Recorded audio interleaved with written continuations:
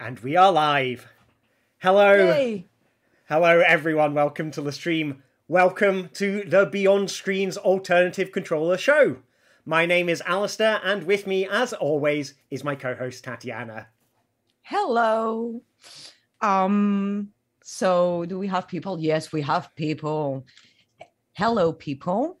Hello, Bubble Reg. Hello, Robin. Thanks for coming along. Name.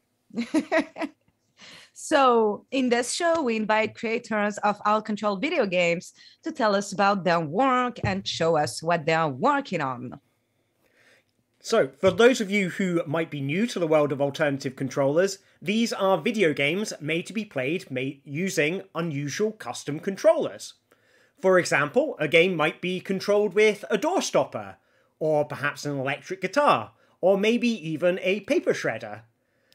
Or the creator might build a totally new object made by soldering together electronic components. And today's guest is a familiar face, someone I respect a lot. And thank you. And I mean, I'm ruining the surprise, but thank you. And this is Alistair.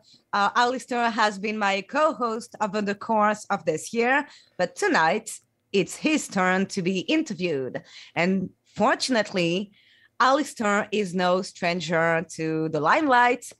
He hosts interactive stage shows. He made games for which he used his alternative controllers. This grammatically is incorrect. Also, this sentence is also grammatically incorrect. Whatever.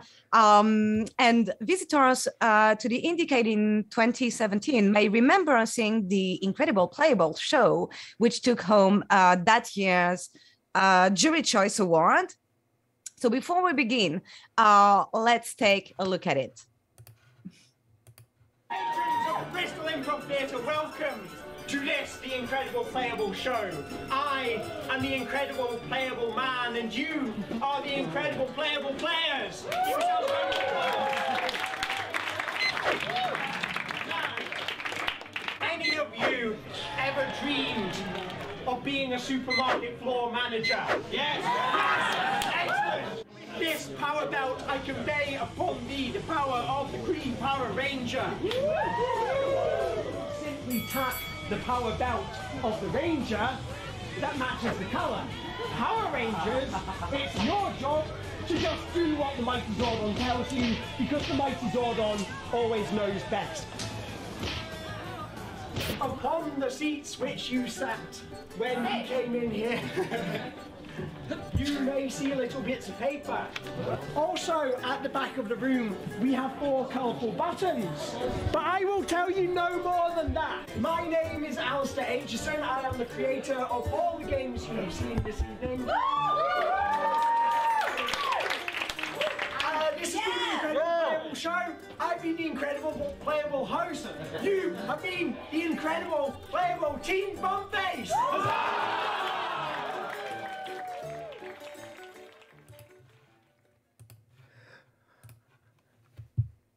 I enjoy watching that.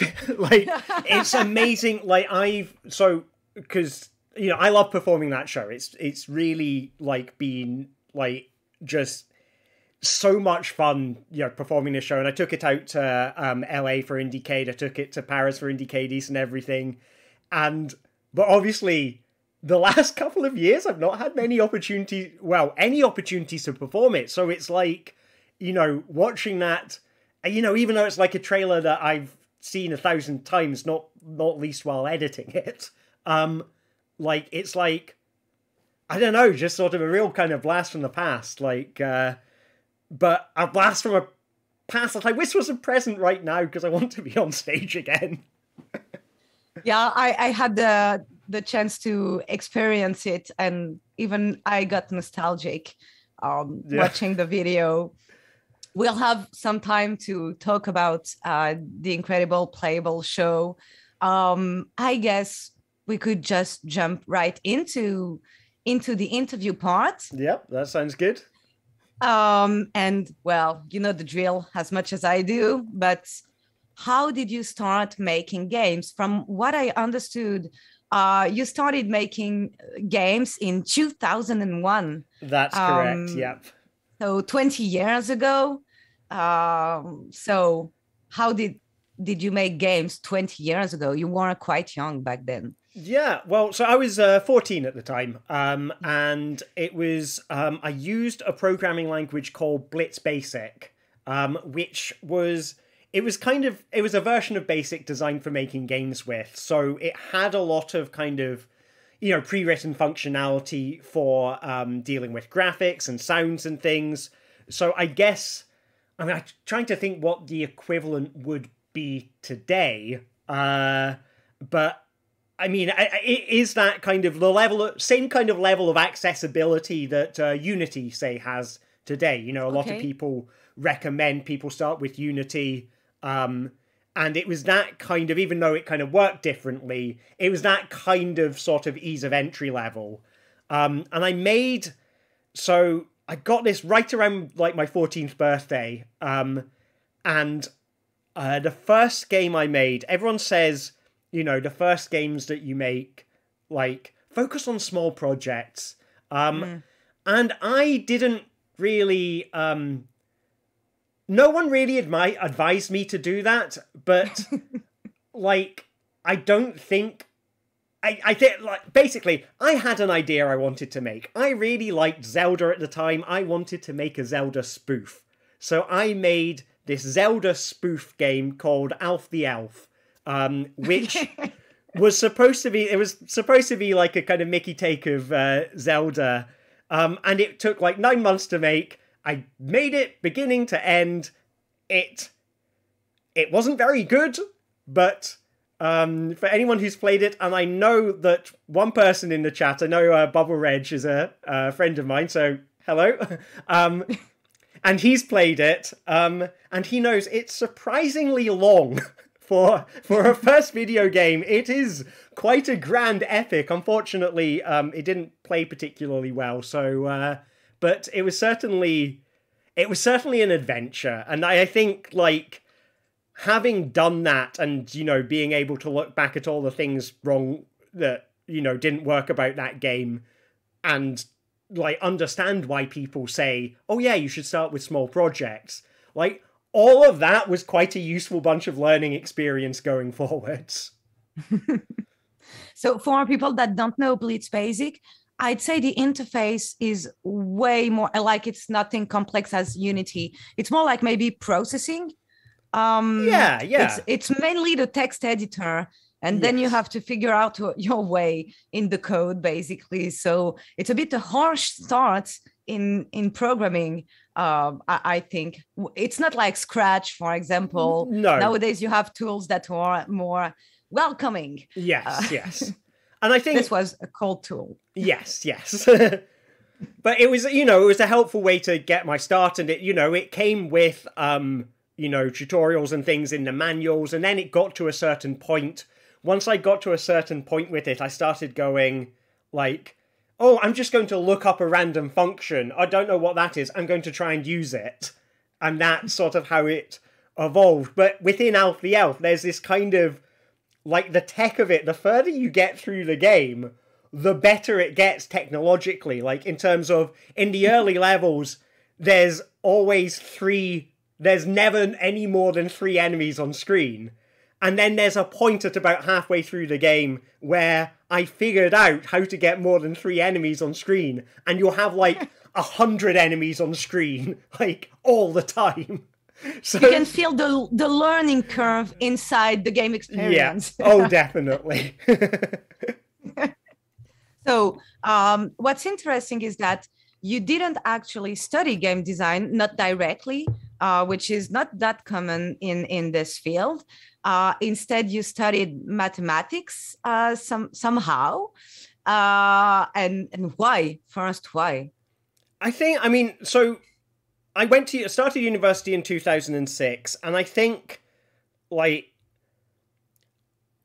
a couple of things. I was really good at maths in school. Like, that was a thing, and I'd kind of never really considered games as anything more than a hobby. Like, it hadn't even crossed my mind to think of it as a kind of career option. And I think, like, so when I was applying to university, like, maths seemed like the obvious choice of what I wanted to do. I don't think at the time there were, as many games courses, and certainly not of the quality that there are now. So it wasn't really something that was on my radar at all. Like, it was at university, there was no one else I knew making games either. So I didn't have an opportunity to make games with other people or anything like that. And one thing that there was University of Warwick, one thing that they had there was a game design society. So it was like a game development club, of which there were about 20 of us in this club, meeting every week, doing game jams together, working on kind of group projects, and also just like chatting to each other about games that we liked and game design that we liked, and like passing around books. Like, I discovered Raf Costa's Theory of Fun for Game Design, like through someone lending it to me from that club, and it just, it just blew my mind. I was like, oh my god, this is amazing. And it was through that is when I started to go, this thing I've been doing, just as a hobby on my own for so many years, I would enjoy doing this as a career. And that is really what set everything in motion, that basically made me go, like, once I graduated, yep, I'm going into video games. And also at that time, the iPhone was relatively new, the App Store was relatively new.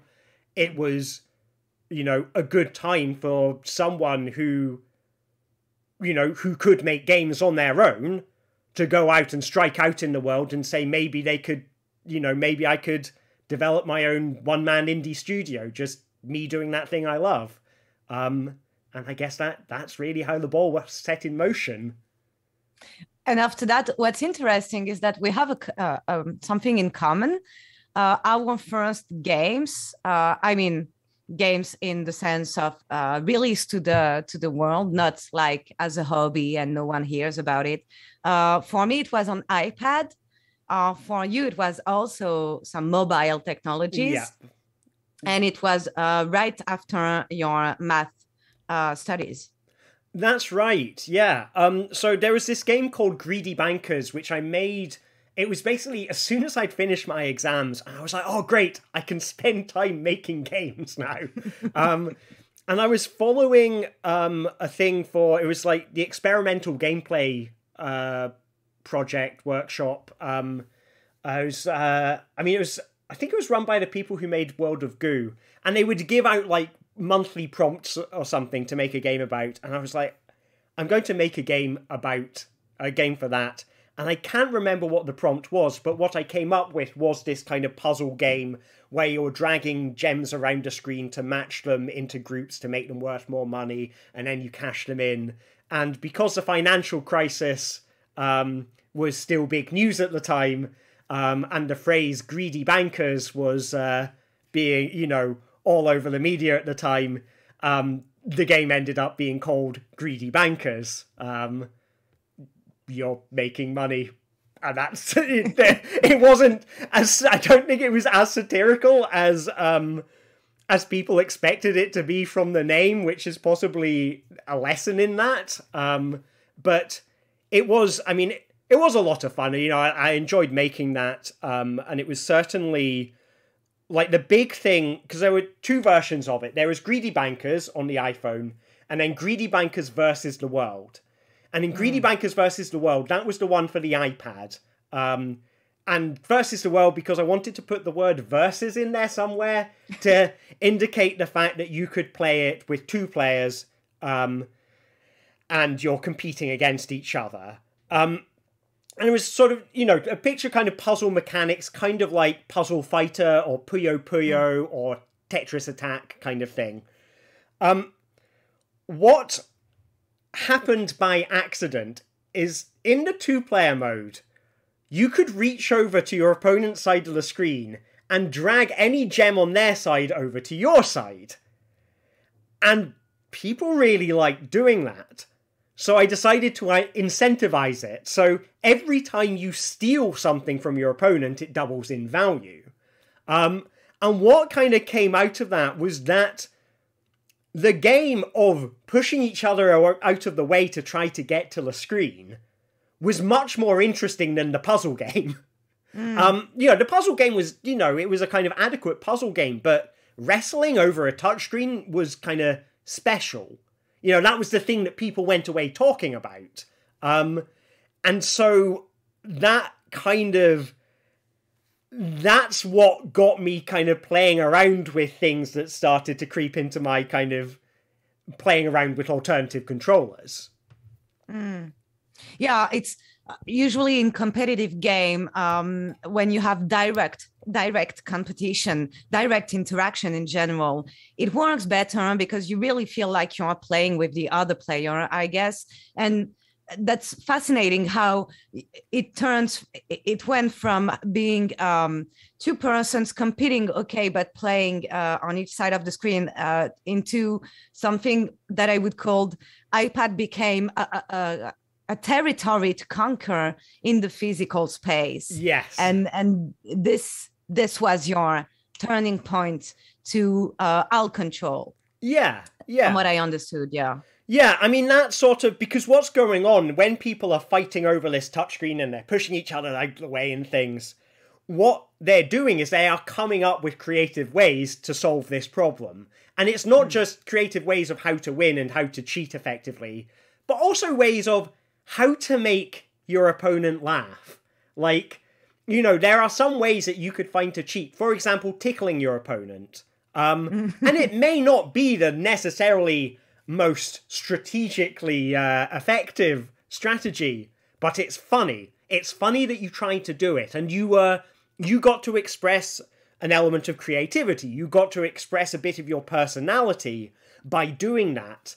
I'm noticing on the chat mentions of the Copenhagen Game Collective, and it was kind of basically after making Greedy Bankers versus the World and seeing this happen, I started reading like Douglas Wilson's writings and stuff like that, and that idea, like I still remember talking about a game where people stand side by side, stick their fingers in each other's mouths and try to tug. And and the objective of the game, like on paper, the objective of the game is to cause so much pain to your opponent that they cannot continue playing. But the real objective of the game is to make silly faces. And it's like the rules, the game, the goal is just an excuse. It is just a motivation that the players and the spectators can agree on. And everything that's done off the back of that is a kind of creative response to that. And that's really fun. So how this kind of gets to alternative controllers is that, like, Greedy Bankers versus the World spawned a game called Slamjet Stadium, where players shared an iPad and it kind of played around like a bit like air hockey. The theme was kind of like futuristic death sports, think of kind of rollerball or, the Thunderdome or something like that. And then that kind of idea developed further into a game called Tap Happy Sabotage. So Tap Happy Sabotage took place on this big kind of 27-inch touchscreen, and could be played by as many people as you could physically fit around the screen. And the rules of the game were really simple, is that everybody had a card they were looking for, with like, they all had little pictures on them. I could probably find you a video of it, just so you can see it in action. But the idea was that everybody had like a picture that they were looking for. So maybe a picture of a bee or a picture of an ice cream. And in order to score points, they just had to... Okay, and it's going really loud. Sorry about that. There we go. Let's switch over to the video. There's Tap Happy Sabotage. So everybody on the screen is looking for these pictures, and they just have to press them to score a point. But as it goes on, different rules start to get introduced, like maybe you have to hold down 3 copies of your card at the same time, or maybe you have to drag your card away from this enemy that's bouncing around the screen trying to hit everything. And what these are doing is just giving you different ways of moving around the screen and different opportunities that you might find to cheat. So like the one where it's like, there's one of don't touch your card, for example, which really means touch everyone else's card before they can touch your card. Or the one where the enemy's bouncing around the screen. You could grab your opponent's card and sling it straight into the enemy. And what that's kind of so that every rule is secretly an excuse for people to cheat in interesting ways. And of course, that physicality, that how do you negotiate, the physical space of the screen, that's all in there. That's kind of what's happening. I feel like with that kind of journey, there was this lesson about kind of simplicity is ultimately like the puzzle game and the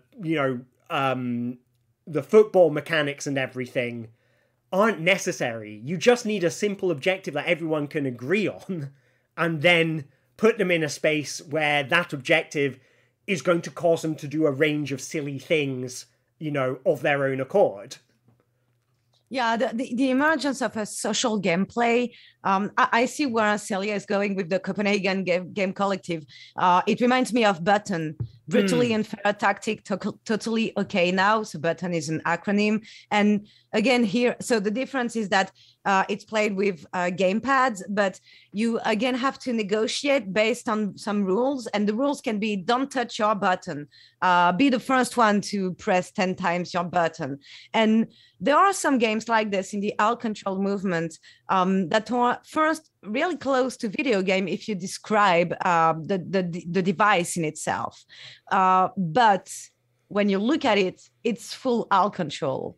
So it's interesting for me that it can be really hard for some ALT control games to be, if you go just for the object that is ALT control, some games are obviously ALT control because it's custom made, etc. But we have some ALT control experiences coming from a fully traditional video game setup, like multiplayer on a tactile screen, like in this example. And yet it's obvious when we look at the video that it's an ALT control game because of how much physical the experience is. It's interesting for me that there is so much porosity. It's the border between video game and ALT control, and it's hard to define exactly on which side of the border you are. So it makes sense that it was a transition for you from more traditional video games to ALT control. Yeah, I think that makes sense as an analysis of it, really. I kind of, at the time, I think, because I'm trying to think like what alternative controllers would have been on my radar at the time. And like I think I'd read about Button and I think I'd seen it but never had a chance to play it. And Johann Sebastian Joust. That was the other one that I really enjoyed. And again, it's a lot of those similar things of, the magic is going on outside of the screen. It's like, how are people interpreting the rules? Stories of people taking off their shoes. For the audience, Johann Sebastian Joust is another game from the Copenhagen Game Collective. It got inspired by a game that was played during antiquity, Roman antiquity, that was called the Candle Game. So during Roman antiquity, Romans for parties were lighting up a candle. And the point was to be the last one with a lit candle. So you had to blow and to stop the candles from the other being lit, unlit. Just a simple word. Unlit the candles of other players. And so Johann Sebastian Joust is basically a digital take on this based on PlayStation Move. So it's a competitive game for 4 players without screen, and each player has a PlayStation Move, and the point is to tap on the other player's PlayStation Move while protecting your own. And there is a twist. There is music. When the music is energetic, the PlayStation Move is less sensitive. And when it's not energetic, then it's really sensitive. So you got to be really careful to your PlayStation Move. Sorry for interrupting, please. Oh no, not at all. I mean, one of the things I remember, I mean, it's the, like, that you would get with Johann Sebastian Joust is you would get these little moments where, like, someone would do something like they would take off a shoe and throw their shoe at someone in order to get them to move their controller and lose the game. And it's like, that little bit of creative thinking, that bit of, like, no game, you know, could have seen that coming, could have policed that, could have, you know, it's like, that was a totally organic experience that evolved naturally from the game rules, and took place entirely in the real world. And that's the kind of story that when people go to tell their friends about the game afterwards, or when they, you know, when they're reminiscing about it at the pub afterwards or whatever it is, like, those moments are the story of the game. And I think, like, it's something that I kind of learned from seeing and reading about stuff like that, and then also making games like Tap Happy Sabotage, is, like, the magic, like, as my designer, my role as a designer is to create lots of opportunities for those moments to occur. But, like, I am not making, like, the people having those moments need to believe, and they usually believe it because it is entirely true, that they have come up with these solutions themselves. You know, throwing a shoe, for example, you know, tickling your opponent in Tap Happy Sabotage. Like, I never told you to tickle anyone as a designer, but I put you in a situation where you were encouraged to come up with solutions like that. You know, that's the sort of, I guess, what I see my role as a designer. Yeah, emergent behavior. Absolutely, it's exactly about this. And it's interesting that in Joust I crawl a lot, right? Because I'm short. Yes. So you have to come up with solutions that are based on the on variables that are physical, that you don't have in a digital space, obviously, because I don't have to.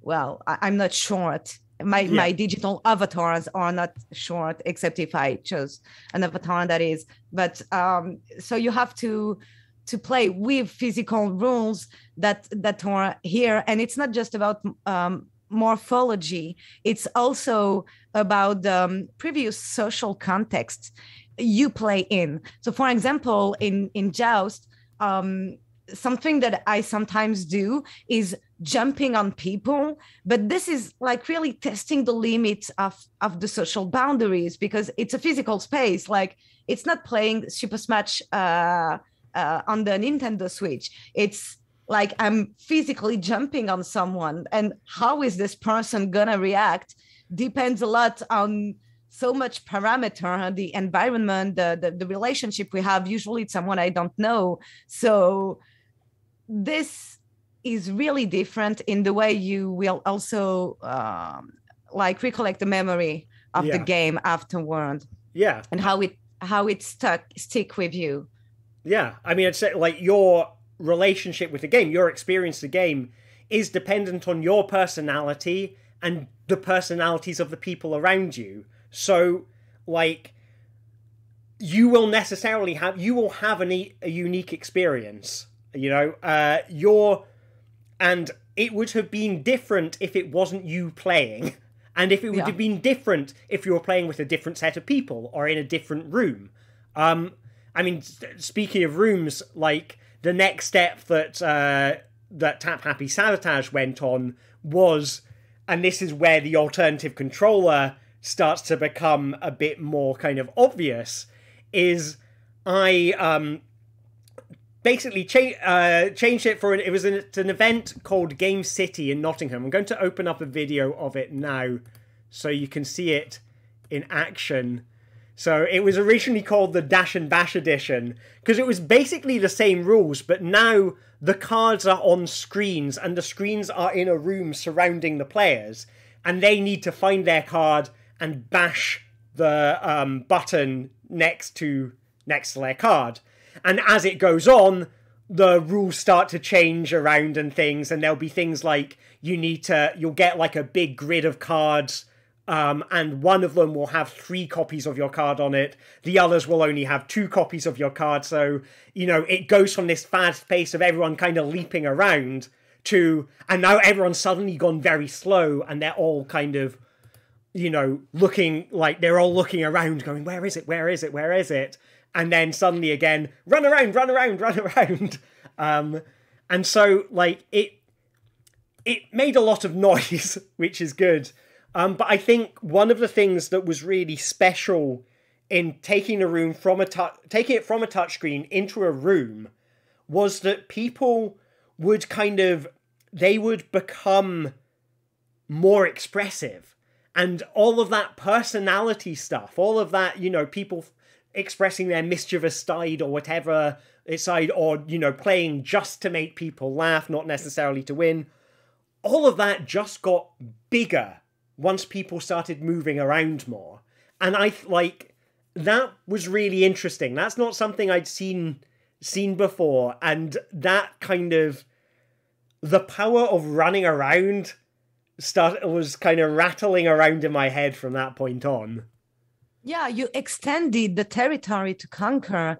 It started on screen. Now it's a room. I mean... Yeah, but I mean, it's not just conquering. It's also the number of options you've got available. You know, when it goes from being just your hands are your, you know, your expressive things for controlling the space, to, you know, with the bigger touchscreen, it's your arms. When you're running around a room, you've got your arms, you've got your legs, you've got your torso. Like, I mean, it's long enough ago in the past, this is 2014, that any health and safety issues are probably long behind us. But I did see someone, like, you know, body check someone into a wall while playing the game. Fortunately, no one was injured, but, like, thinking about what that offers to the play experience rather than what that offers to the health and safety issues. Yeah, but now you could use your shoe and try to throw it on the button, for example, to come back to the example you used before. Yes. And that, like, I think it's not just about, you know, if you take controlling territory as being the kind of, okay, here's your starting point. Here's the starting context for why you would want to get in someone's way, you know, then, okay, you've got a bigger, broader amount of territory to interact with. But thinking about the game as sort of just an excuse to perform, like just an excuse to make your friends laugh, just an excuse to express yourself, you know, that blocking each other in the room becomes a bigger movement. And you have the option of so many more body parts to work with and so many more physical objects to work with in order to play with that game, that sort of, that sub-game of do something silly while playing this game. So I don't know, to me that's kind of where the physical space adds a kind of spark of magic to it. And then you make Dash and Bash evolve into based on these reflections on the social relationship between players and how you can make some social behaviors emerge, trying to basically to put a fertile soil and see what emerges, what grows in it. Yeah, that's right. So the sort of Dash and Bash kind of evolved into a game called Codex Bash, which is up on the screen right now. And so Codex Bash was basically taking that idea of, I want a game where people run around hitting buttons, but instead of it being a kind of competitive thing, it becomes a kind of problem-solving game. It's about, you know, can you decode all the problems while doing all this running around? You know, the original idea being that, like,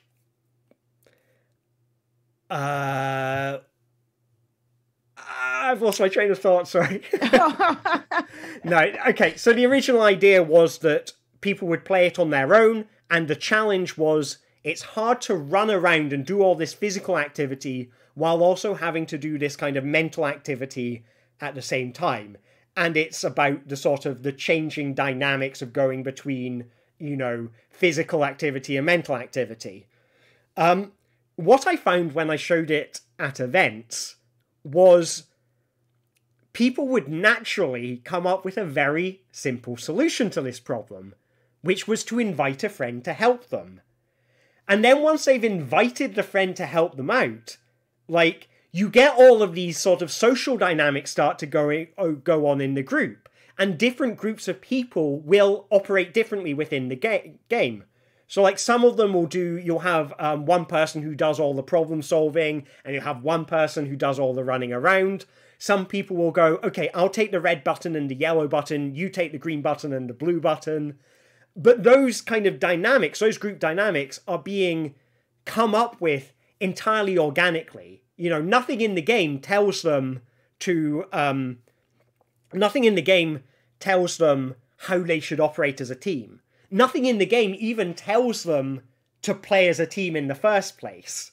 So all of these little things of making the decision of, you know, I'll think, you run, or come and join me, they are these little eureka moments. They're these little problem-solving things that are kind of equally accessible to anyone, whether you've played a lot of video games or not many video games. That little eureka moment of, oh, I could ask a friend to help me out. Like, that's your solution. You can own that. You can feel smart about having come up with that cool idea. So for the audience, this is how Alistair and I met. We met around this game at the Amaze Festival in 2015. It was 2015? Yep. Okay, so I was there for Magnesia, and you were there for Codex Bash. That's right. And so I played this game with a friend of mine. We actually tried different social structure. Those you're describing right now, we tried different of those during the game. So for the audience, you have a screen, and on screen you have a sequence of symbols that will be changing over the course of the game. And then you have a manual where you have what is the correspondence between the buttons and the symbols. So it kind of feels like Keep Talking, Nobody Explode in a way, if I have to make something close enough. Yep. So you have the idea of the manual to find the matching button. And what happens usually is that as the buttons are really far from one another, one player will have the manual and try to quickly understand what is the correspondence. But of course, you have a certain amount of time to do this, and someone else will run. That's really the go-to. I'd say most people I've seen playing would play like this, and some would both do the manual reading and then separate to run to each button, especially because that's something we didn't mention, but the buttons, they change you change the position of the buttons from one setup to another. So for the Amaze Festival, for example, you were outside and inside, and it wasn't the same setup. Yeah. So yeah, I mean, that was actually the first time I'd ever run it, was going, at the Amaze Festival. So I was kind of up for trying out different things and seeing what happened. And it kind of doing that started to spawn discussions and chats about what other things we could attach the buttons to. So like, lampposts, you could play it outside. Dogs was quite an interesting one. But the problem with dogs is that dogs will always run away from you in the same way. If you attach a button to a dog and try to play a game with it, the dog's probably just going to run away from you. But if you attach them to humans, they could do all kinds of interesting things, because they understand the kind of play dynamic. So they might try to make it easy for you, try to make it hard for you. You could tell them to do specific things like crawl on the floor or pirouette or try to climb a tree or something. And that evolved into a game called Go Power Team, which I ran. This was in Berlin in 2015 at the end of an event called Join. It was a local multiplayer event. And I put the 4 humans in morph suits. So these were all volunteers from the venue. And they have these buttons attached to their bellies. And so these, effectively, they work like the buttons in Codex Bash. What's gone now is the puzzle. Because the puzzle of trying to figure out which button you pressed, like, on top of the fact that the buttons are attached to human beings who are really complicated to get hold of, like, that was too much. So I was like, okay, let's attach, instead of having the puzzle, what the game does is it shouts out commands to the humans, the Power Rangers, to ask them to do different crazy wacky things, like crawl around on the floor, pretend to have a fight, maybe find someone in the audience, because it was, it was made with the intention of being played in front of a crowd, find a person in the audience and hide behind them, all of these different things. And what's happening is, because the buttons are attached to human beings, like, the buttons become harder to hit, and that's the challenge. But another thing kind of crept in, and that was that the people wearing the buttons, particularly when they were in the morph suits, they would want to perform for the audience. They would want to make the audience laugh. And the audience, even though they hadn't been given a role in the game, they wanted to interact with the Power Rangers. So there were a lot of people just trying to reach out and touch the morph suits to find out what they felt like. And we had, like, we had Power Rangers hugging audience members, which was not only a funny thing to do, but also made it hard to press the button on their belly. So it's kind of like that little creative interaction has created a challenge that the player now needs to negotiate. And that's sort of, like, I think, like, to me, that's really fun. And off the back of that, I started to go, could I take this idea, this thing of what that thing was, where people enjoy getting up on stage and performing something silly and making a crowd laugh, and people in a crowd like finding ways to participate even if they're not given a specific role. Could I, like, push this further and turn that into, say, like, an hour-long show? An hour-long show made up of games like this. And that idea is what evolved into the incredible Playable show. For people that join us after the start, this is the video we had during the intro.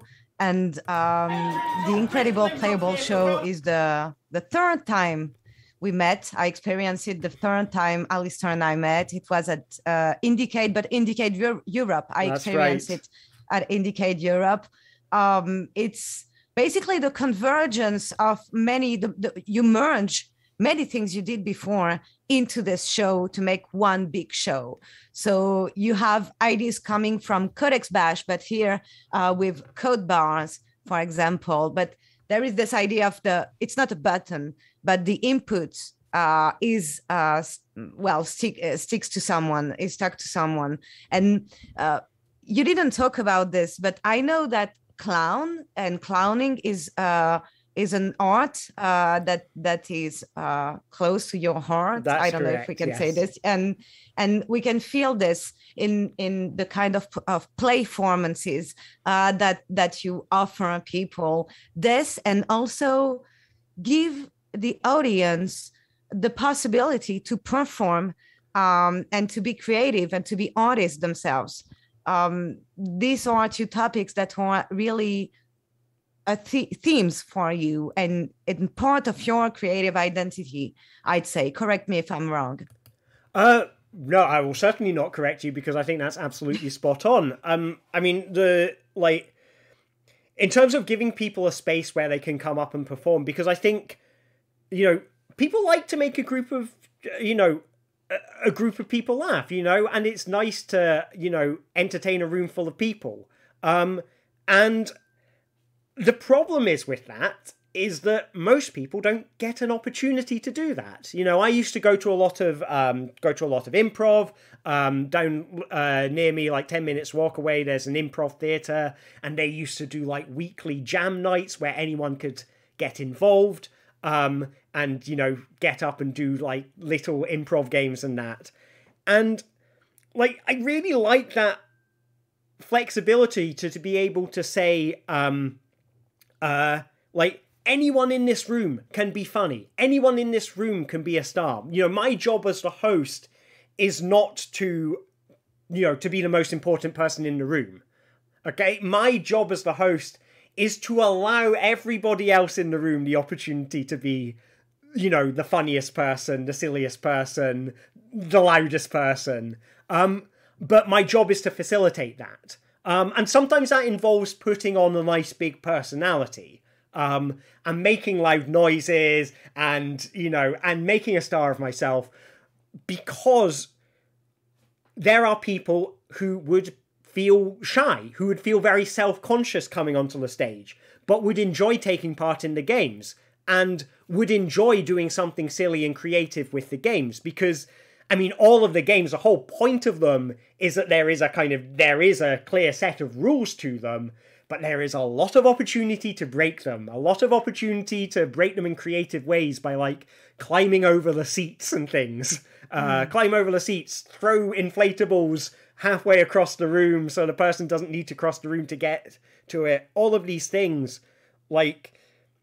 And, you know, sometimes it's helpful for me to be the loudest person in the room so that someone who might be a bit more shy can go up on stage, can do all this fun, creative, inventive stuff, have fun, make their friends laugh, but they don't have to be the center of attention if they don't want to, you know? If you don't want the spotlight, I will take the spotlight, so you can have fun just messing around with this show and playing around with the games and the toys and, you know, the opportunities that it throws up.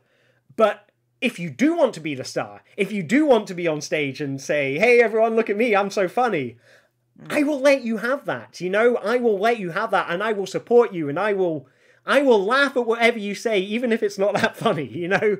Like, yeah, I mean, the morph suits brings an anonymity that, of course, helps some people to as they are masked, basically, to have a behavior that they wouldn't have otherwise. But there is a limit to this. For example, if you are self-conscious about your body, you can feel uncomfortable wearing a morph suit. And this is the evolution of this. I participated in the show, and I'm quite extrovert, so it wasn't a problem for me. I actually kind of messed up with the show. I'm sorry for this. You don't know this, but it's because of me that the donut, there is a giant donut for people that, and I kept it on my head because it was so cool and being silly all around. And at some point I realized that it was needed for the barcode. Yeah. And I was so sorry, like for full minutes, everyone was waiting for me to bring back the donut on stage.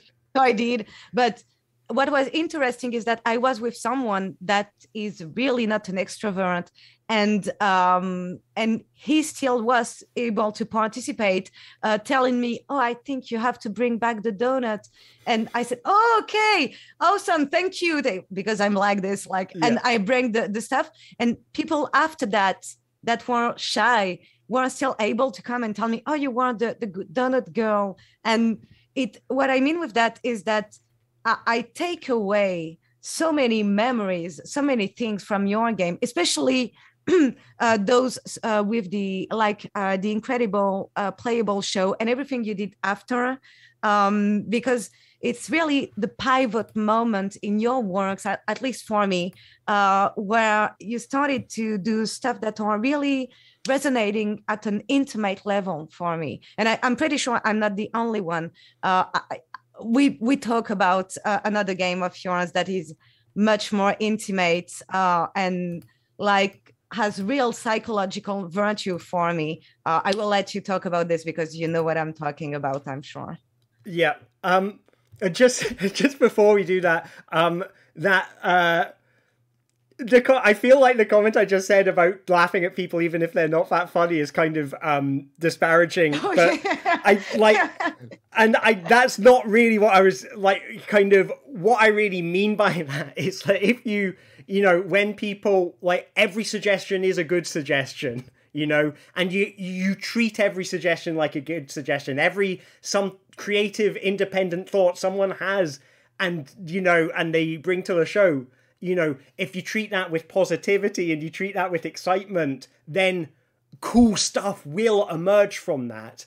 And that cool stuff Comedy is about mistake. Exactly. Comedy is about mistake. You need to be able to make mistakes. So it's not about going on stage and being perfect. That's never happening anyway, even for a professional performer. It's about having a safe space where you're able to make mistakes, to do a trial and errors process that is not judgmental or not too judgmental, of course. Of course. And failure, exactly. Fun failure. Yeah. I think, you know, surprising stuff happens when you let it happen. When you stop trying to control it and you just say, what comes out of this will be magical, and it tends to happen, and it'll surprise you. And often I found that the things that people, you know, come up with, you know, the ways that people quote unquote misinterpret my games and play them in a way they're not supposed to be, quote unquote, not supposed to be played, are often more exciting than what I intended them to do in the first place. And sorry to delay even more the book Ritual, which is obviously the game that's coming, because you can see the video sorry, I'm displayed right now. But but it's important for me. Like, the stage is a space that is so sacralized. Can we stop me if I'm not speaking English correctly? But sacralized, like it's seen as sacred, that people doesn't feel like they can be human on stage, because you're not supposed to be human on stage. You're supposed to be a performer, and a performer is seen as someone that is almost a semi-god, like someone that is beyond human. So if we think about traditional art, like ballet, in Russian ballet, the dancers are not having fun. It's not like a dance club. These people are absolutely perfect in their performance. And this is how we see the stage. And the problem with that is that it sacralizes so much the performance, the art, that people will feel like there is such a hierarchy that it's unattainable. Yeah. And what is really incredible with your performances is that you allow people to be human. And this is why we can feel like we can do mistake and be silly. And if we crack a joke and no one laughs, but it's okay. Yeah. People will laugh of the fact that we didn't laugh. Yeah. And they're involved with you because you tried, you know, because you made an effort, because you pitched in. The sacralization and your work in desacralizing performance is actually what touches me at a really deep level. I started saying I respect you and your work a lot. And it's not about technicity, because I respect a lot of people for technicity. But here, there is something profoundly benevolent in your approach. Thank you very much. That is really touching. Yeah, no, it's not made to be a compliment. It's just a statement. Like, take the compliment if you want. But I mean, it's really benevolent.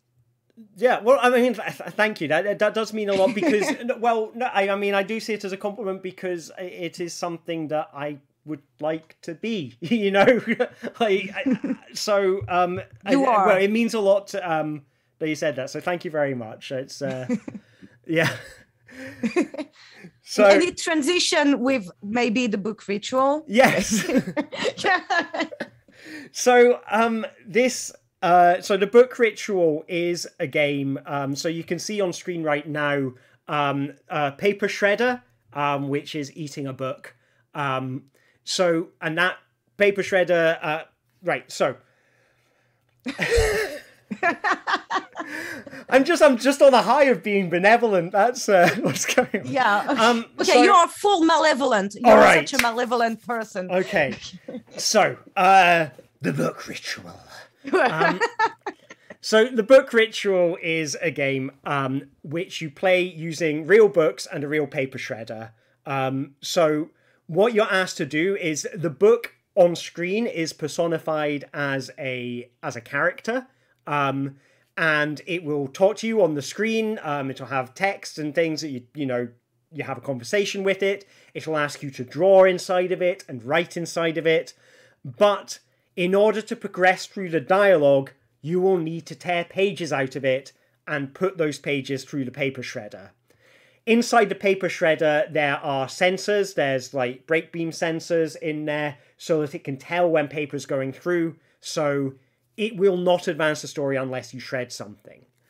So the process of the story is about, like, you're talking to this book about grief and about loss, about regret, about guilt, and it's asking you about your personal experiences as well, and it wants you to write inside your book about these personal experiences, maybe draw pictures, and as you go through the story and as you speak to this book and this paper shredder more and more, hopefully by the end of it, like, you will have this object in your hands. This book in your hands will now be a husk of what it used to be, but at the same time, it will have become something totally new. It will have become a character. It will have it will now carry the story that you told it, in the messages that you wrote inside of it, and the drawings that you put inside of it, and the face that you gave it, and all of these things. Like, the process of destroying this book has kind of resulted in creating something beautiful that did not used to be there in the world. So yeah, that's the book ritual. Yeah, and the book ritual is, so we talked about this before on the show. I love many of your games, but this one is not funny, silly, goofy game, which is not a problem. I do a lot of silly, funny, goofy games, but ALT Control has a majority of games that are playing on physicality, competition, cooperation with your body, and taking a lot from kids game, street games, etc. And here it's a really, like, it's not contemplative neither, because it's an introspective experience that is fully based on an ALT Control, on an ALT Control game, on an alternative controller. So that's not quite common, but it's not like you are, how do you say this? Tear shredding, like playing violin, like it's super dramatic. It's actually just introspective. And during the game, you will have questions asked to you sometimes. So I have a special relationship to this game. Every time I play it with the same book. So sometimes you will have to, for example, just take some words on a page and choose the words that are expressing at the best the emotion you are feeling, and then you have to put some adjectives. So sorry, obviously I do it in French, and at the end, by the act of destruction, you have an object that you created through destruction that is so much a metaphor of whatever you've been asked to recollect as a memory, because every memory is basically, in the experience, it's all about loss. You will be asked a lot about things you lost in your life, an object or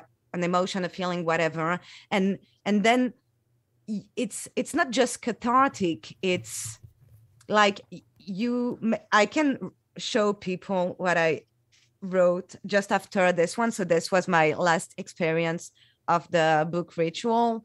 For this one, I'm comfortable talking about this. The memories were a lot linked to the Paris attacks, so it's not really funny, obviously. But the fact that I was feeling like a mess while playing this game had real psychological virtue. Like by the end of the game, I felt better, but not in a way like I got distracted, which is often how we see entertainment.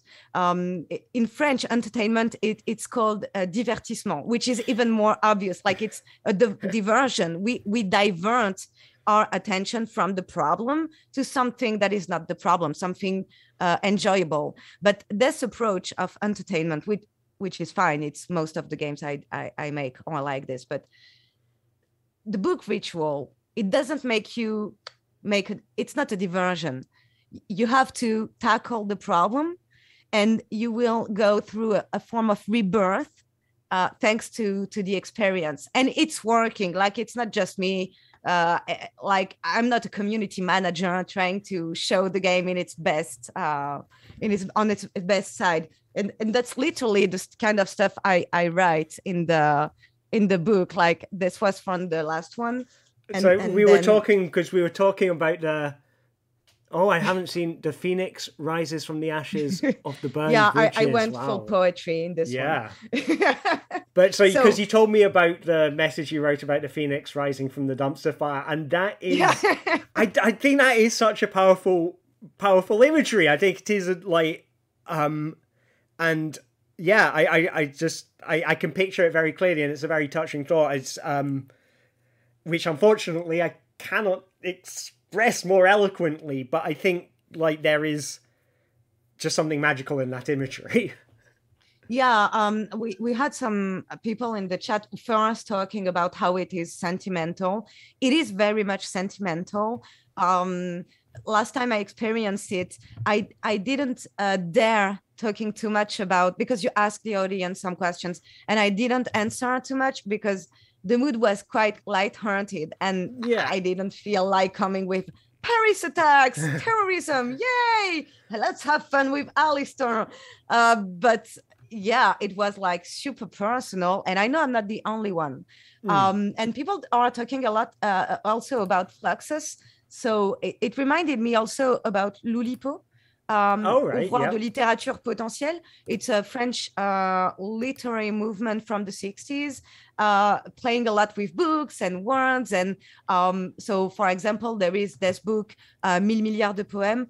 This is a book with poems, but each sentence is detachable. So you can, it's like modularly or procedurally generated poems. And stuff like this. They play a lot with books and how we can tell a new story based on this. And yeah, there is this really artsy vibe in the book ritual that is fascinating. Yeah, I mean, I think so. Just to sort of clarify something, that because there's sort of two ways that it's experienced, the book ritual there is the installation with the shredder, which I've taken around to exhibitions, and you can play it at home without the paper shredder, and you just have to tear the pages up yourself, and you know that's downloadable from my website. But the other way in which you can play it is when I have run it as a live stream, which is something I started doing this year. In the book, the story. So basically, you know, the standard experience is about 2 hours long. The stream version is a kind of 1 hour performed chapter in which the audience is invited to watch along with a book and write and draw along with all the prompts that come up on screen. And, you know, they can do that in their own books at home, or they can type into the chat, and I will write their messages and draw what they would like drawn in my copy of the book, which I'm putting through the shredder. So, you know, and I think what's interesting there is some people are very active in the chat and they are talking about what they're doing, or they're offering up things that they would like me to add to my book. And some people are, you know, they're just following along. They're keeping to themselves. They're not involving themselves in the chat. And I think both of those are good. I think it's important, you know, for a stream like this, you know, when you're hosting it, it's an important thing to do is to allow for all kinds of all kinds of experiences. You know, some people are going to want to stay more isolated while they're doing it because that is more comfortable for them. Some people will want, you know, to type laughs and smiles and jokes and things because that's how they feel comfortable. And the important thing is that everybody who's, you know, kind of taking part, you know, silently in their own way, you know, without interacting with the chat, that they feel welcomed, that they feel that what they are doing is valid. But also everybody who's interacting in the chat should also feel like they are being listened to and they're being responded to. And I think that's sort of something that's very, I don't know, it's very important to me. Like, I wouldn't like to create something where people feel left out, you know? Particularly when it is, you know, the book ritual is about asking yourself about, you know, difficult subjects, asking you how you feel about loss and grief and, you know, various sad moments you've experienced. And I think it would be unfair for that, you know, that experience to be, you know, available to extroverts but not introverts, or available to introverts but not extroverts. You know, it's like, if you can support people in whatever way they feel is comfortable, then that's a thing to try to do, you know? It's I feel like I can't quite find the most eloquent phrasing, but yeah. No, it's important. Maybe it's also the limit for the book ritual that you cannot expect everyone to interact in the chat, which is the main way people play on Twitch right now. They expect a lot of interaction, also because the platform is encouraging this, rewarding this. The more people interact in the chat, the more the channel will be seen, etc. And it's not actually the experience where the chat interaction, it's important because it can validate some people, some feelings, etc. But in this one, you can also just go with the flow, try to follow what's said, and if there is a step that you missed, that's okay, you can move on, which is different from other performances you did on the Twitch, your Twitch channel. Yeah, maybe we can talk about the other stuff you do on Twitch. Yes. So one of these, which I'm very proud of, was a game I made with a giant chessboard. So I'm just going to put that up on the video here. So this was a version of that performance that I did for the Now Play This event. And you can see me walking around in barefoot now, moving tiny little pawns on screen. So what this piece was, I mean, I'll show you how it looked at the beginning of the hour. There's me sat down cross-legged, introducing it. But there were, it's a giant chessboard with 44 squares by 44 squares. Like, the reason I made this was kind of as a kind of playable installation to convey a kind of a sense of futility that I found in the world. I mean, you know, thinking about things like the environment, for example, you know, where it seems like such a big problem and like no step that we can do as individuals can really make a difference, and the people with the power to actually make meaningful changes, it feels like they're not really listening, you know? And I kind of wanted to make something that captured that sense of futility.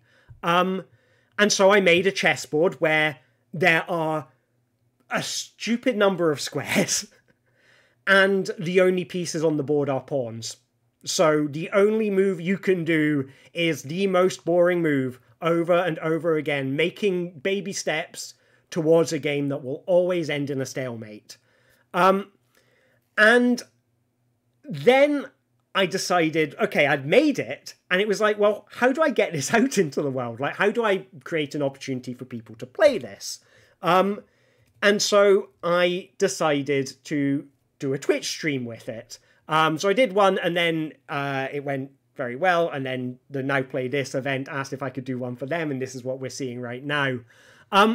So what I did with this stream is, the rules of it are the rules of chess, you know? The pawns move like normal pawns, what I didn't tell the audience is that anything they typed into chat, I would do on screen.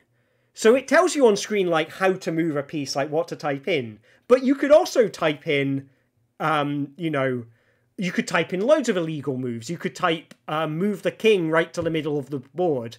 Or you could type in kick a bunch of the pawns or something, and I would do it. And at first the audience like didn't know that, and so they kind of accidentally did an illegal move, and I went and performed it, and then you had a bunch of people in the chat going, wait, he just did it, like, but that's not a legal chess move, but he did it. And then they started pushing the limits of what they could do and what they could do with this. So this sort of, the stream kind of, as it grew and evolved, you started to see, like, there was a cuddly toy egg got added to it. One of the black pawns and one of the white pawns fell in love, which is what you can see over here as they're on a big love heart. Some of the pawns unionized. Some of the pawns got COVID and had to go into quarantine. Some of the black pawns and white pawns joined forces to make a new faction. And at the end of it, and I wonder if I can find a timestamp where this actually happened. I'll show you, part of the board got removed and replaced with a Carcassonne board. And the meeples from Carcassonne started invading the board. The whole thing ended with me...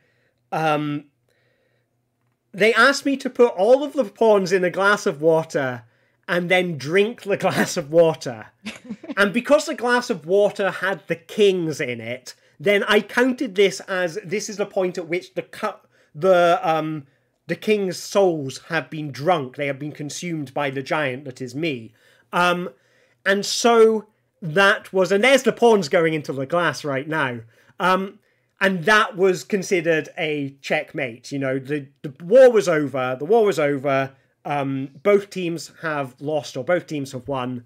But we had 20 minutes left on the clock. So for the final 20 minutes, we constructed a kind of epilogue for the world.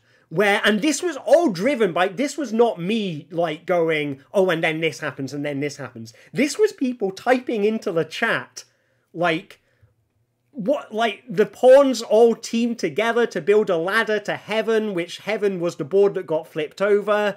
God appeared in the form of the egg that appeared, so the pawns went to have their meeting with God, and while they were ascending to heaven, the meeples from Carcassonne reclaimed the board and started the next generation of species on Planet Chessboard.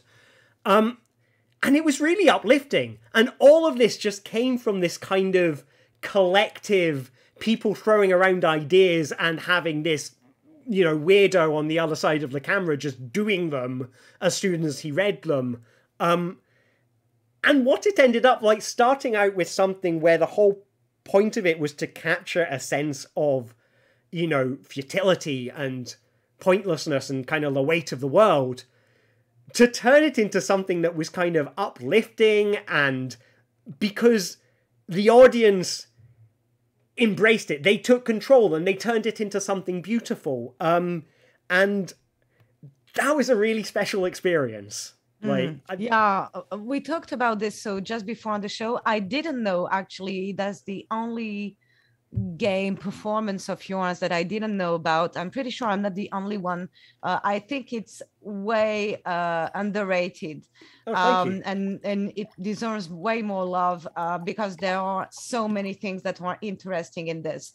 I don't know, I'd say the first one that's obvious is how players assumed it was a really ruled experience, and it was all about, we talked about this before the show, the tacit rules that that looks like a chessboard, so obviously it's a chess game, and assuming the rule is like so much more symbolic and a metaphor of the real world. Like, people assume that it's a capitalistic world, and in capitalism, things are working that way and not in another way. So just the title pawns is as a meta reading of it. And we talked about how basically players assumed it would be a ludus experience, and it ended up being a Padia experience. So just quickly for the audience, in case someone never heard of this,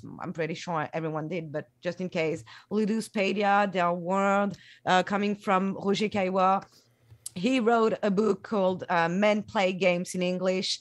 It's the English name of it. He's in sociology, and he's a French guy who made different classifications for games. And one is luduspedia, ludus being play that involves predefined rules, goals, and structure, basically a classic game.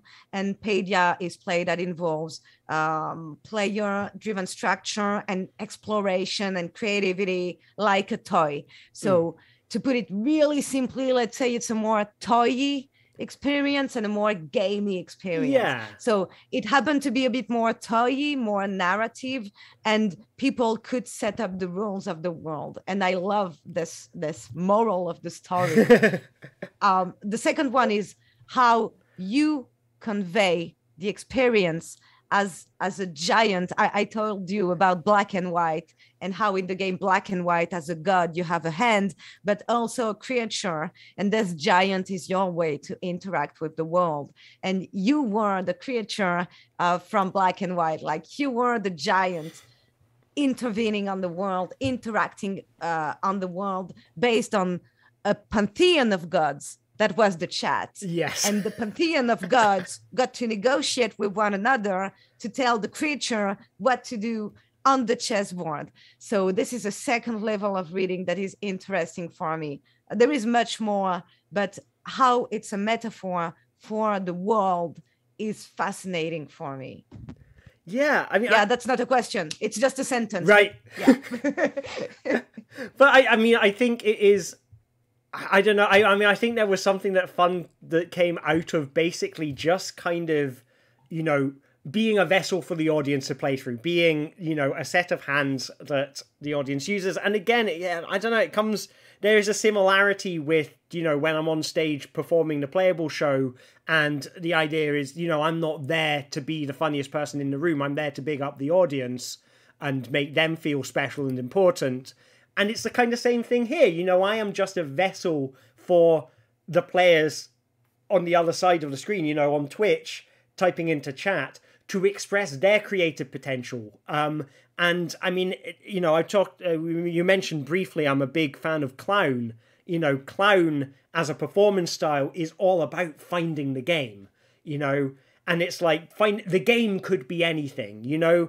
If you and I were staring at each other right now, and we just suddenly find the game of staring at each other and making sure you don't want to be the first one to blink or something. And now I can't actually see your eyes right now because I'm looking into the camera, but I'm going to guess you've already blinked, so I can blink now.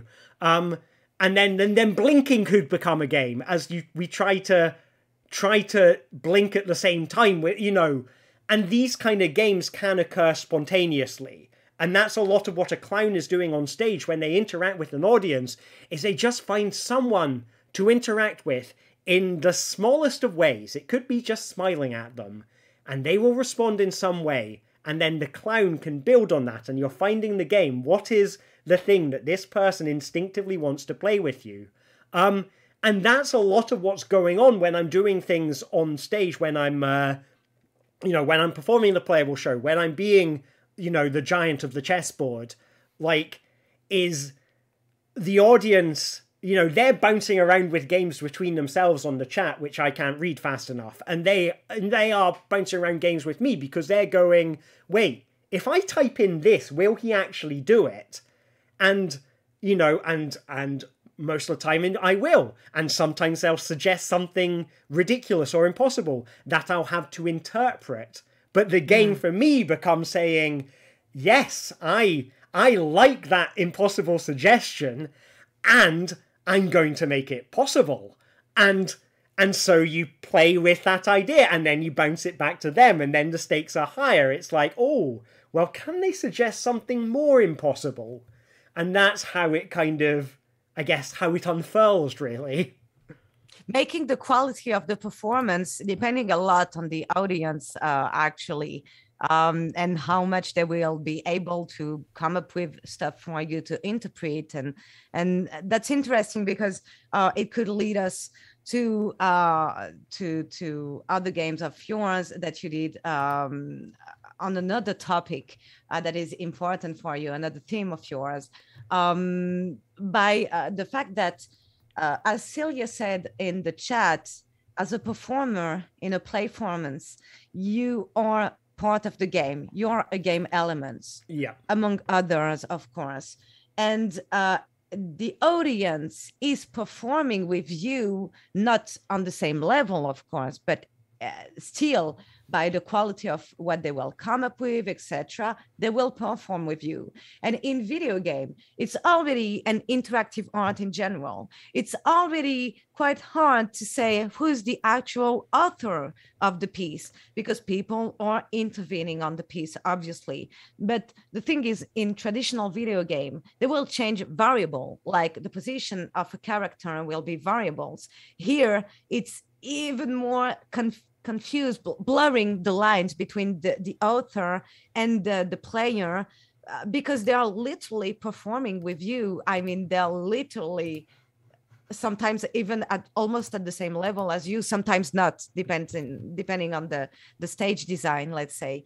But of course, I'm thinking about different variations you did on Sonic the Hedgehog, which is something you are known for. Usually people know you else for playformances, or because of Sonic. Oh yeah, that's Sonic guy.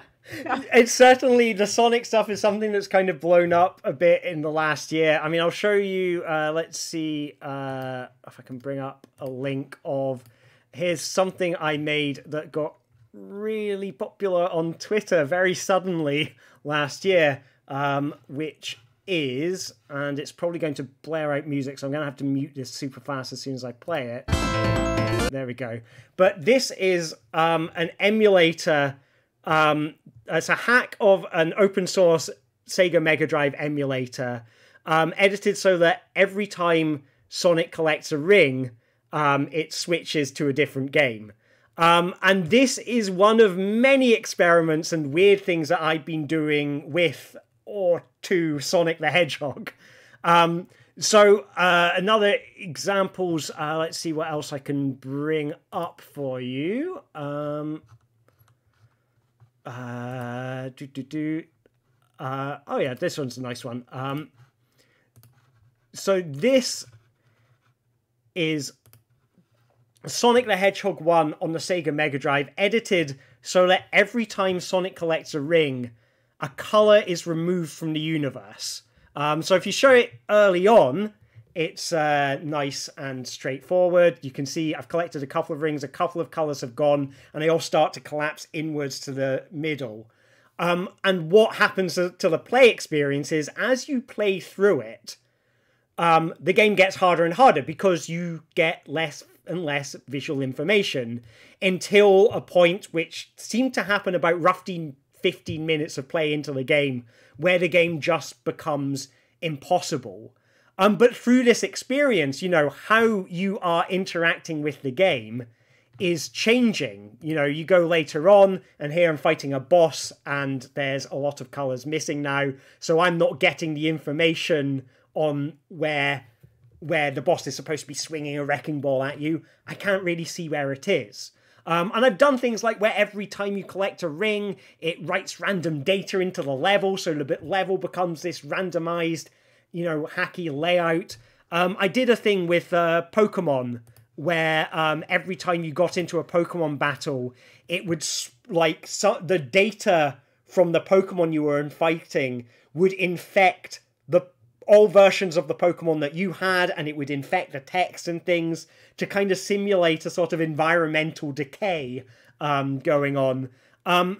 And I guess if there's one kind of sort of central idea in all of these, and I'll see if I can find the 11 to time video just so you can see a bit of what that looks like. That's what I had in mind when I said you blur the line between the author and the player even more, because it's already blurry. It's a blurred line in video game, but at least these are variables that the developer intended to put in the game for the player to interact with. While here, the players are directly intervening on the code, like they are altering the code of the game. So it's one step further towards the author for me. And actually some of the Sonic corrupted data made some really beautiful glitchy art visuals that I love. Thank you. Yeah, I mean, there's all kinds of fun stuff that you can do with that. I mean, particularly playing around with the memory. But I kind of like the idea of, you know, hacking around with these, you know, classic games and finding something new in them. You know, and it could be through, you know, changing the controller, so making it so it's a controller that the team has to share, a team of people has to share, rather than one person having on their own, or, you know, a controller, or, you know, having extra rules in, so, you know, when Sonic collects a ring, it writes random data into the RAM until the game crashes, and you see what things come out of that. But I kind of like the idea that the way that you play these games is not the way that was intended by the creator of the game. Is that, you know, that the challenges that come up are not challenges that were intended to be there. So you are finding a gameplay that is like naturally occurring in the world. You know, it's like, I call it found gameplay, you know, like found footage or found art or something, you know, and I think there is a thing where we put, you know, you have a game, you know, particularly if it's like in a plastic cartridge or something, and it's like, this is a finished object. This is the way it is supposed to be. This is the way it is intended to be. And the way I see it, you know, why not? Why not, you know, have this not as a finished thing, but as a starting point? You know, this is your canvas, and I'm going to make something new out of that canvas, you know? And it could be a new play experience. It could be a new kind of visual experience. What I'm showing on screen right now is this Journey to Lavender Town thing, was a 27-hour long art film, I guess, which gets slower and slower and slower to the point of absurdity as the game goes on, and more of it gets horribly corrupted. Yeah, I think I like the idea of saying, you know, the way things are, you know, given to you isn't necessarily the way they're supposed to be. If that makes sense. Absolutely. You know, my baseline is question your spoons. It doesn't come from me. It comes from a book called The Infraordinary. Right. And what they mean by this is question the daily objects around you and find a new purpose for them. First, it helps you staying creative, but mainly it helps you stay critical, because even if it's to find them a playful use, it keeps your mind sharp, you know, always looking at things and asking yourself, what's the frame? What's the frame I'm looking? What's my perspective on this? What's my frame to read this? And question it. And this is why my baseline on Twitter is burn your keyboard, destroy your mouse, and question your spoons. So it makes absolute sense. Yeah. We have to move on. There is one final project I'd love to talk a bit with you about, which I think is linked to this, but it's more for you to find a purpose to what is being told to you. Because basically what we are talking about, questioning your little spoons, is what you do when the audience is asking you, now drink the pawns from the chessboard, and you have to find a way to make this make sense somehow in the context. So you have a series, I'd say, of Twitch performances like this. One that we won't talk about that much, but you know, I love it, is one where you pretended to know stuff about soccer while you don't know anything about soccer. Yeah, I know very little about football, but I know how to imitate the way that like football managers talk on TV.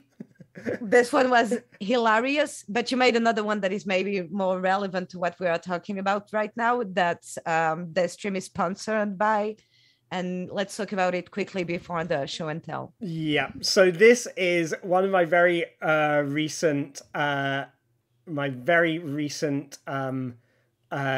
of streams. What I did is I set myself up, and we've got a nice kind of, because I made it look like I was in a TV screen, so now we've got a TV screen inside a TV screen.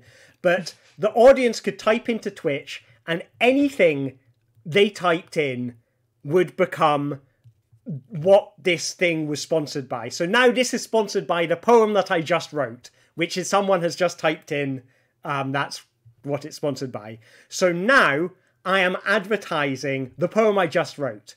And the audience, they can type in new things constantly, and it changes what I am advertising, what the special offer is, like is it 50% off, is it you get a free pencil, and then what they have to do to claim it, like, you know, enter bananas at checkout or something. And here's one that came up when the audience started sending me, I had to start advertising emoticons. And I'm glad I picked this frame. I didn't know what frame I was picking. I just picked one at random. But basically the audience were looking of different things that they could type in that might mess me up in different ways. And me as a performer, I'm going, okay, I see your attempt to mess you up, and I'm going to roll with it. I'm going to try my best to sell the emoticon of someone going like that. And it was just a lot of fun, but, you know, it's this real kind of, the whole thing is about building a rapport and building a game with the audience. It's a very kind of clown kind of thing where, you know, you find a game with the audience. The game was try to find something that you can type in that will mess up Alistair. And my role on the screen is to put up a good attempt at not getting messed up by it. And you'll see, like, as the course of the... Like, I did this stream went on for, like, 6 hours. So over the course of it, you get to see me get more and more tired. There's some Japanese text there. There we go. That was very hard to advertise something I couldn't even say. And that's the excitement of it, you know, is that I love just kind of giving the audience an opportunity to flex their creativity. And, you know, they don't need to worry about getting up on stage. They don't need to worry about, you know, setting up a Twitch stream and getting a load of people on it or whatever. You know, they can participate in the creative excitement by playing with me. And they are performers. Everyone in chat in this, typing all this stuff, they are performers. They are comedians. They are coming up with funny stuff, rotten teeth covered in chocolate. The only difference is they don't have to worry about embarrassing themselves. And I think that is quite a nice gift to give people, is the opportunity to be really silly without worrying about embarrassing themselves. I love the nothing experience. Like, and now you can have nothing for 20% off. That's incredible. You have double nothing. And this moment was incredible. Yeah.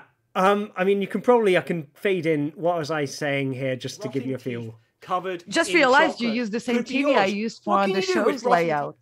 Okay, that's a silly comment, but I'm just realizing it. Tatiana's having an epiphany. Yeah, it's the same, because probably for the same reason I typed TV PNG transparent on Google's image. You probably did the same, and you stumbled upon the same TV. Yeah, the magic of theatre, everyone.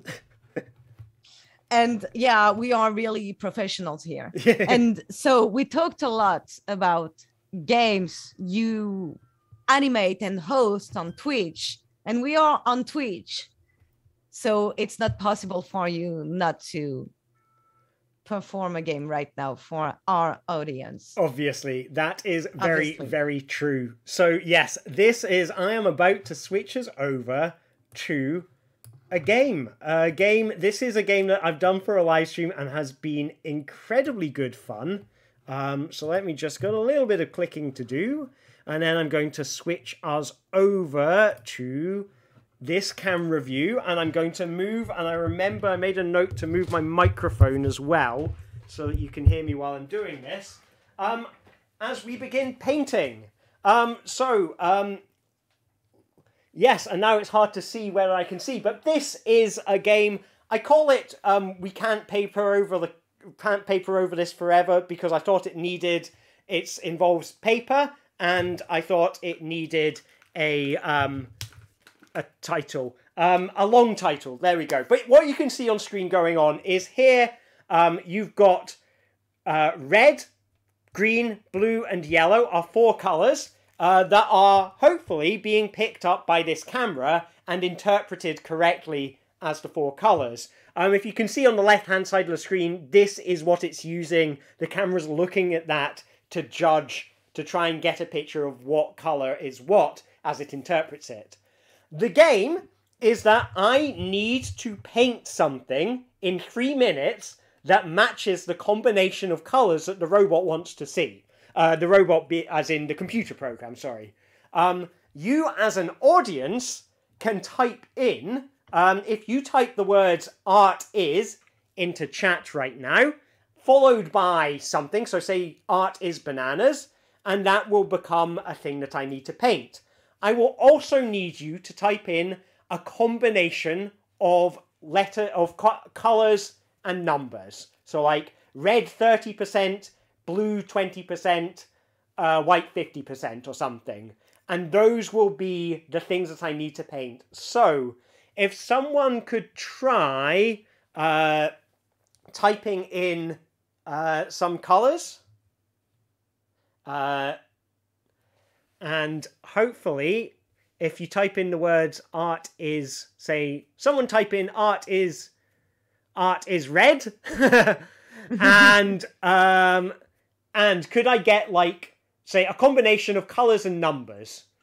So, you know, green 42, red 83, white 7, or something like that. So just as its own line. So you don't need to say art is. I'm just looking for... I like to say art is, like it makes silly sentences. Here we go. Cool. We've got the first one has come through, and it's an aeroplane in 50% red and 50% yellow.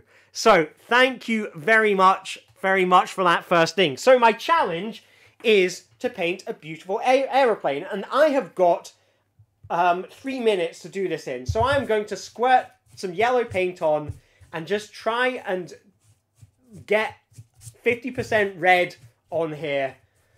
And this is new paint. It just arrived in the post today, and it smells really foul. So that's an exciting thing going on right now.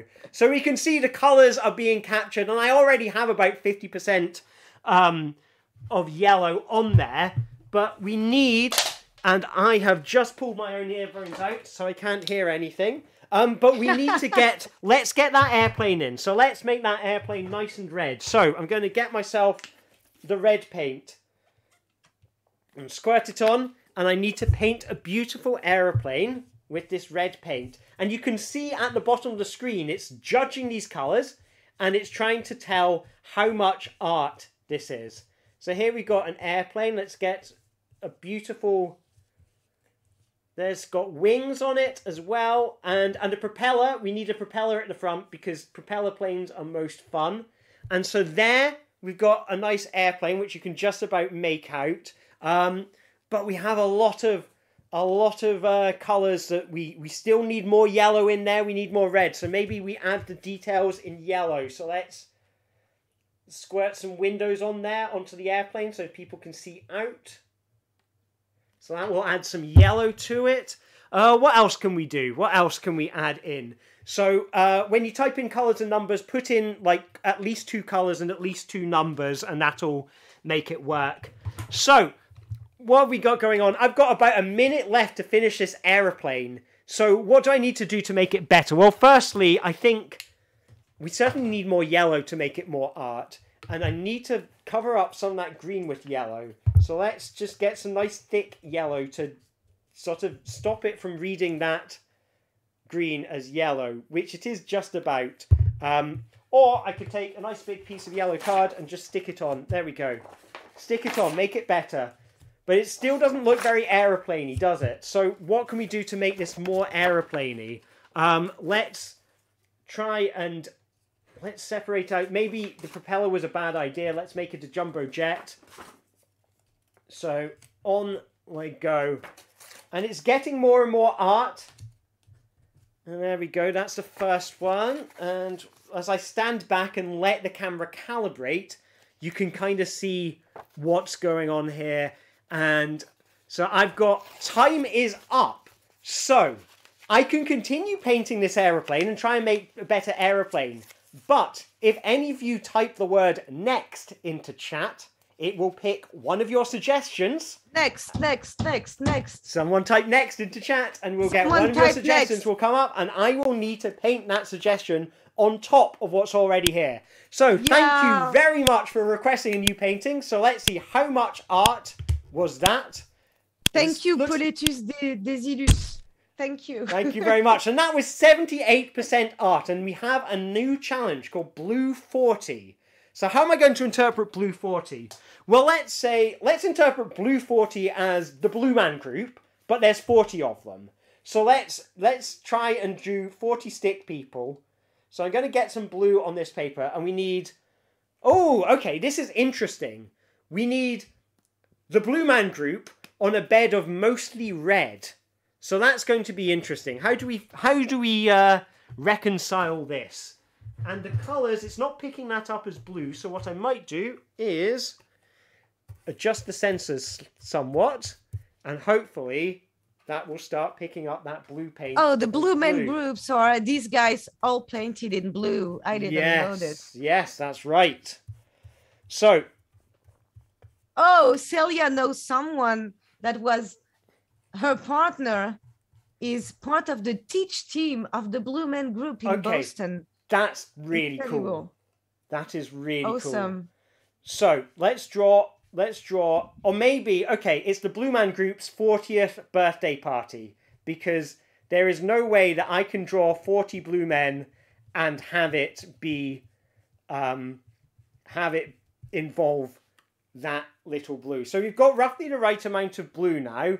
So now we need to add some red. So they are the Blue Man group. Why are they in a red situation on their birthday? Maybe they're in the red room from what's that? The David Lynch thing. What's that? Oh, Twin Mulholland Peaks. Drive? No. Oh. Which one had the red room in it? Was the red room Twin Peaks? Twin Peaks. Yeah. Twin Peaks in the dreamy stuff with the dwarf and yeah. Right, excellent. So that's where the Blue Man group are right now, and it's their 40th birthday. In David Lynch's Velvet Room. Yeah, Velvet Room in Twin Peaks. Thank you, Ash. There we go. So we're doing quite well. This is apparently 85% art. So we're doing well. We've got the Blue Man group. What we haven't got, we need a bit more blue. So maybe we need to write the words happy birthday in backwards. Because that's what they would want. So there's a backwards H, a backwards A, a backwards P, and which way does a Y go? There's the words happy. You can just about read that as the word happy spelt backwards. And I'm just going to put B because otherwise we'll use up all the red.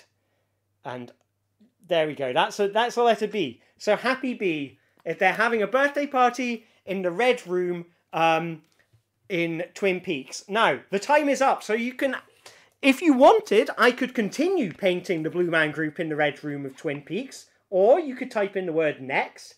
And I will have to paint something else on top of this.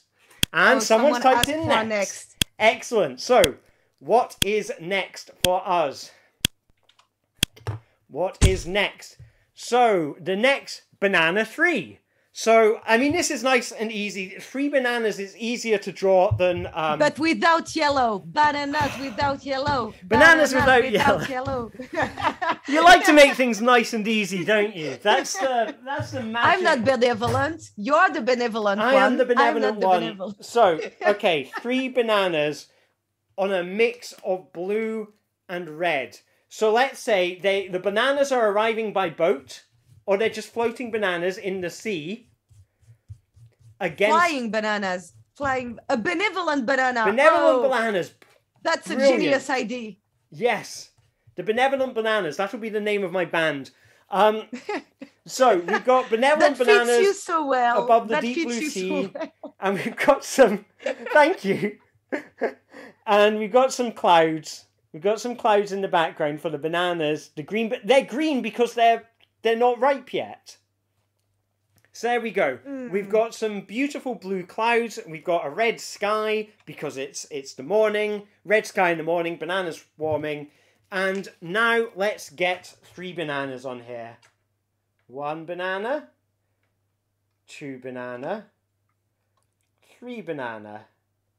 And they are floating in the sea. Now, everyone knows bananas are wider than that. So let's get the palette knife and spread out that green. And make them more bananoid. And this is looking quite good. This is looking quite good. Let's spread out these bananas. It's not enjoying me covering up the camera, so that's there we go. So we've got 3 bananas over the sea. It is reading them as being very very blue right now. That is not reading the green as green. I dropped the green on the floor. I'll take my socks off so I don't get paint all over them. And I will stick some more green paint in hope that it gets picked up as green. It does not. So let's adjust the calibration. So you can see what I'm doing on the top camera is I'm just putting some stuff on the sensors to change what colour it thinks green is. The sensors are just things that the camera can look at. So let's see if that affects it in a positive direction. It's not. It's only 32% art. This is a struggle. This picture is a struggle. This is stretching my artistic chops. So much not art. I know. Yeah, so much not art. Like, this is a very mean, very tough critic, isn't it? It's a very tough critic today. Let's see if that makes any difference. This is the great adventure of art. Please recognize the blue as blue. Please. Okay, that's slightly better. Oh, that seems to have fixed it. Okay. If I stand in the right place. It is not sure. I think it's struggling to tell which thing it's supposed to look at. I think I know what I need to do. I think it's that thing is messing it up. So let's stick that there and see if that makes any difference. There we go. That is proper live hacking. So we've got about 86% art on this one. As long as I stand in the right place, we've got 86% art. And if you want to see another picture, all you need to do is type next into chat and it will be up to me to paint something new. So what's next? Or do you want to see me improve these bananas? Which I guess I'll do until you tell me not the sensor is way too chaotic. Let's go for next. Oh, someone else asked for next. Excellent. Thank you, Julie. Beautiful. So let's get myself 85% art. I am pretty happy with. And now, Alistair Aitcheson. I'm going to Alistair Aitcheson and the Benevolent Bananas, wasn't it? So yeah. In 70% green and 30% red. Right. So, how am I going to do this? Well, firstly, we need to spread out. So I think I'm going to make my face nice and big to take up a lot of space with this green. So let's make a nice big Alistair face. So does that look green? It does not think it's green yet. So I need to add some more green paint to it. So let's get some more green paint in there. And spread that green paint around. It's very green now. It is very green. Excellent. And now I need to spread it around. And oh, I can use a palette knife to kind of carve an expression in myself. So or just a knife. Or just a knife. Yeah, I could just slice up the page. So let's see. Is it good enough? I can draw a nice big bushy pair of eyebrows. I think a nose. There's my nose. And here is my big toothy winning smile. There we go. 5 minutes. 5 minutes before. We've got 5 minutes to wrap up. Okay. No, we have 10. Okie But, dokie. as we have a few announcements to make, I'd That say is correct. 5 minutes. All right, so maybe it's this one and one more painting after this then. Yes. But yeah, feel free to ask me questions about it while I'm doing it. I think one of the big things. Why am I giving myself stupid hair? Actually, no, I know I'm giving myself stupid hair. People are saying that the render right now is pure nightmare fuel, which I agree. Like, it feels like it's what nightmares are made of. Yeah. It's Well, nice. How about that? Is that friendlier? There we go. Red eyes friendlier. Yeah. It feels like you are making, with ketchup when we do a little smiley in kids' plates with ketchup. It feels that way. Yeah. But for a horror game. Yeah. So let's get big. It's scarier and scarier. Yeah. No, it's the mayonnaise. Yeah. Well, okay. So I like clowns. So let's get myself a nice clown nose. Here we go. There's me on my way back from clown school. And we just need some benevolent bananas in here. So, I need to clear up all this blue and replace it with red. So let's do that for starters. But yeah, basically, this is a game that I was working on all this kind of camera stuff that's picking up the paint. I made it as a game a couple of years ago and tried it out with my friends, and it just didn't really work as a kind of game in the traditional sense, like as something I could set up in an exhibition. And it just wasn't very fun. But when I was, basically, middle of the pandemic, feeling a bit put out about not being able to do stage shows anymore. I'm going to be a renegade. I'm going to stick some yellow bananas in just because I'm a rebel. And there we go. There's the 3 bananas. Having bananoid fun. But yeah, I was feeling a bit put out about not being able to do stage shows because of the pandemic. And I realized the big thing that I missed about it was making a mess. During my shows, I like to get people to climb over the chairs and things like that. I missed doing that. I missed getting people to make a mess and enjoy making a mess. I feel like a lot of the world around us, we are encouraged to consume politely, just like the video games. It's fun to hack classic Sonic games and make them do weird stuff they're not supposed to do, because why should Sonic be the way someone gave it to you in a cartridge, and it's the same, I like to make a mess because it's, I don't know, I just like to make a mess, and I miss doing that in my shows. And so using streaming as an opportunity to make a mess and to create a kind of space where the audience can pitch into making a mess and be a part of it by, throwing me stuff that, that I should paint and watching me get the paint everywhere and everything, that they are vicariously enjoying the process of making a mess without having to worry about tidying up afterwards. And they are as involved in the creative process as I am, but they just don't have to worry about clearing up afterwards. And I don't know, to me, that's kind of special. Someone type in next and we'll have one more painting for the road. Art is a mess. Oh, I love it. I did the final next. Okay. So I appreciate, because I've dragged on, we are running out of time, aren't we? Yeah. So, okay, I'm going to do a super quick interpretation of this and then we'll get to things. Art is a mess. Art is a mess. Brilliant. Okay. That was not as smart an idea as I thought it was. I've got paint everywhere. Brilliant. Well, that's good. I'm going to do the rest of the comments left-handed, and then we'll go to the thing. Well, that was a lot of fun. Shall we go on to talking about the announcements? Yeah. Cool. So, right.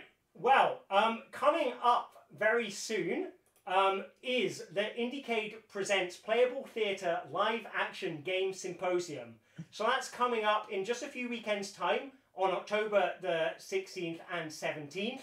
And there is also, of course, the IndieCade Festival taking place here on the IndieCade Twitch channel, October 22nd to 24th. So myself and Tatiana will be there as part of it. We'll be streaming some of the selected games, as will a whole host of other streamers and performers. It's going to be fascinating, so please do come along. It'll be fantastic. I think that's all the announcements. Yeah, people are saying that you were a bit away from your mic. Oh yeah, I forgot to move my mic back. Do I have to make the announcements again? Just as a recap, so there are 2 events coming up, and the first one was Alistair. Oh, you got it? Bubble Reg got it. Okay, it was okay. The first one was Playable Theatre Live Action Game Symposium. Second one, the IndieCade, General IndieCade Festival will be online soon. We'll be there. Other fantastic people will be there. You should too. Thank you. Yeah, I think that's all we have time for. I need to go wash my hands. Okay, I'm afraid we are reaching the end of the show anyway. And Alistair, is there anything you'd like to add before we head off? No, I think I'd quite like to head off and clean up the paint before it dries. Cool. So thank you so much, Alistair. It's been fantastic to have you in the hot seat tonight. Thanks for having me. It's been an absolute delight. And thanks to the audience, as usual, you are wonderful. Thanks so much. Goodbye, everyone. See you all again soon. Bye.